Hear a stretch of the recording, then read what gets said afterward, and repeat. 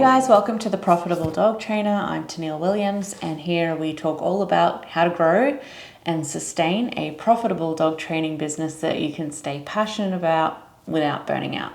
So today I wanted to talk to you about running the lesson with the client. So the reason that this is on my list of topics is that when I started my business, I first did a course about becoming a dog trainer, and that's where we learn all about dog behavior, body language, obedience training, and actually training the dog in behavior modification. Really great. And then there was this tiny bit in one module about using a questionnaire, I think it was, for getting information before you see the client. There was a little bit of casual chats here and there about working with clients as well. But other than that, there wasn't a lot of guidance on how to actually run a lesson with a client and what it would really look like.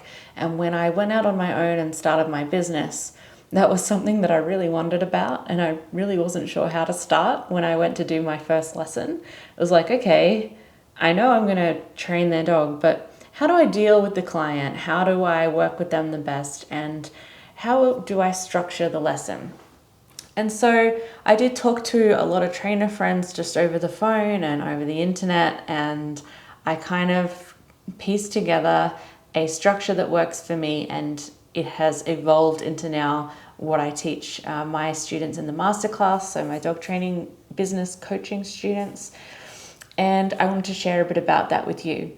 So first of all, the questionnaire. A lot of people already have a questionnaire, or they think they might like one, or some people just show up and go through some questions with the owner. So for me, I do send a pretty detailed questionnaire beforehand. I have usually already spoken to the owner beforehand on the phone, but sometimes they do book online without having spoken to me. That's a whole other topic, pros and cons to that. But when they book, they are automatically sent a questionnaire and they can fill it out online. So it's really good because when I first started out, I would have to print or get them to print a form and fill it out. But now I can just send a link and they can fill it out, all online based. They don't have to print anything. They don't even have to save it. They can just type it and submit.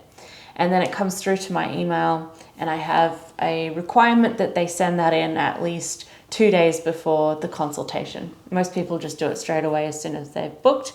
They also do a training agreement that they click to sign, and they do their payments. So 3 things. And there's some really specific reasoning for getting them to do these things before the lesson. But as far as the lesson structure goes, getting that information beforehand can help me to have a bit of an idea of what we're going to need to cover with the dog. Granted, sometimes it doesn't always turn out to be what the owner thinks that it is that's causing the problem, but we can get a pretty good idea, even reading between the lines in the client's answers, through having that questionnaire sent in beforehand. Now, what about when you get there and you want to build some rapport with the owner, but you've already got the questionnaire, so you don't have as many questions to ask them anymore? Some people, the reason that they don't want to send a questionnaire beforehand is that they do like to spend that time having a discussion with the owner. Well, I still do that too. I just don't have to worry about making sure I cover every single question because I know it's covered in the questionnaire. I'll read their answers beforehand. And then when I get there, I will introduce myself, say hi, and then say, let's have a chat before we start training with the dog. On that, I have also in the email given them instructions how to prepare for the lesson, especially if I know that there is any aggression issues with the dog. I'll ask them beforehand to put the dog in a separate area and have them safely contained. But other than that, just general day-to-day stuff, I usually will say, whatever you usually do with the dog, when a guest comes, we can do that. And I just double check that the dog is friendly with guests. As I'm chatting to the owner, I'm also observing what the dog is doing. If they're doing anything unwanted, like jumping or barking for attention, I just ignore it. And sometimes the clients are a little bit puzzled about that, and they're looking like, are you going to say hi to my dog? Or they're feeling embarrassed and they're like, oh, I'm so sorry. Or they're expecting that I'm just going to straight away start addressing that and training the dog if they're jumping on me. and I just ignore them and take it all in. Of course, as your own trainer, you may have a different approach to that, but that's what I do. And then we have a chat, and I'll just go over anything that I need them to elaborate on that is already in the form, or I'll just double check some details with them. And usually it's just expanding on things that are already in there, or something that they've mentioned in there, and I think I need to go a bit deeper into that. So yeah, elaborating on that. From there, I explain to the client, okay, I'm going to explain what we're going to do in the training, and then I'm going to take the leash and demo with the dog, and then I'm going to hand the leash over to you, and I'm going to coach you through doing it.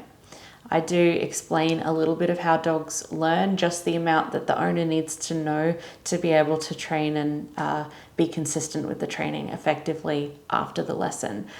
At the same time, I don't want to bombard them with really in-deep learning theory, scientific jargon that only dog trainers need to know, because to them, everything is new. If they already knew any of this, they wouldn't need us as trainers. So it's important to remember not to overwhelm the client too much with anything additional that they don't need to know to get the job done effectively, and just understand what they're doing.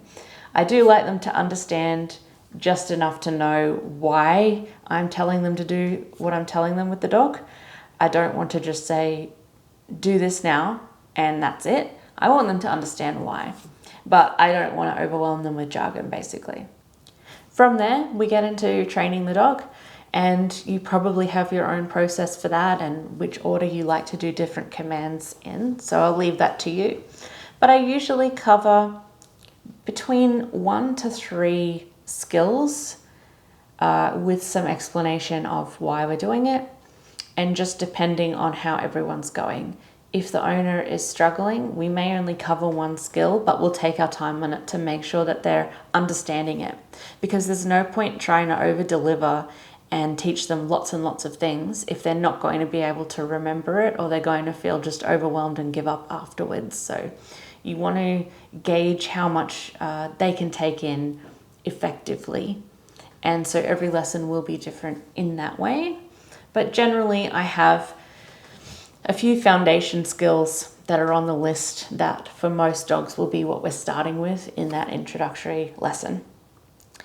I make sure that as I go through the lesson, I give the dog little breaks, learning breaks. So as you know, if they have little breaks, they can absorb the information better. Just have a minute to take it all in and keep them fresh as we then continue.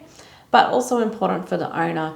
And in those breaks for the owner, that's when I will ask them, do you have any questions? What do you think about what we've covered so far? Can you see how that's going to help you with what you need to address, etc.? So make sure that you're not the only one doing all the talking. It's a two-way conversation, and get some feedback as you go.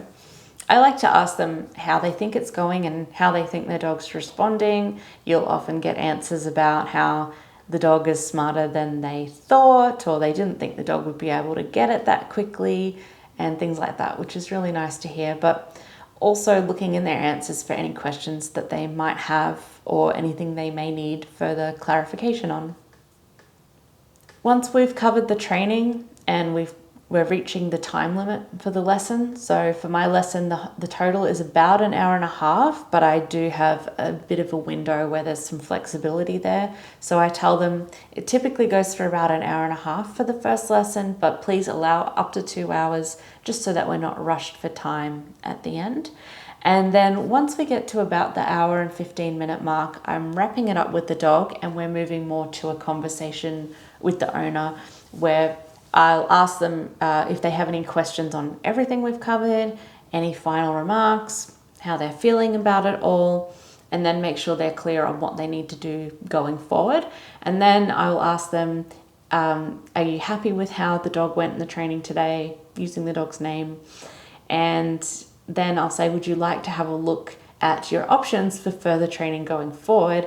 And that is when I'm inviting them to come and have a seat and a chat again, and show them the programs that I recommend that would be best for them if they wanted to continue on training. And then we're getting into another topic, which we'll cover in another video, which is offering your program or package. And I usually will offer either one that I think, look, this is just the best option for you. I do have a couple of others if you wanted to look, but if you just want to go with what I think is best, it's this one. Or I will have 2 to 3 options that would suit them and lay them all out and go through what the differences are. From there, we are booking in a program and processing all the administration side of that, and that is the end of the lesson. I hope that that has given you some insight. If you do anything differently or think there's something really important that you do in a lesson that you'd like to share, I would love to hear about it in the comments below. Make sure that you please like and subscribe and all of that good stuff.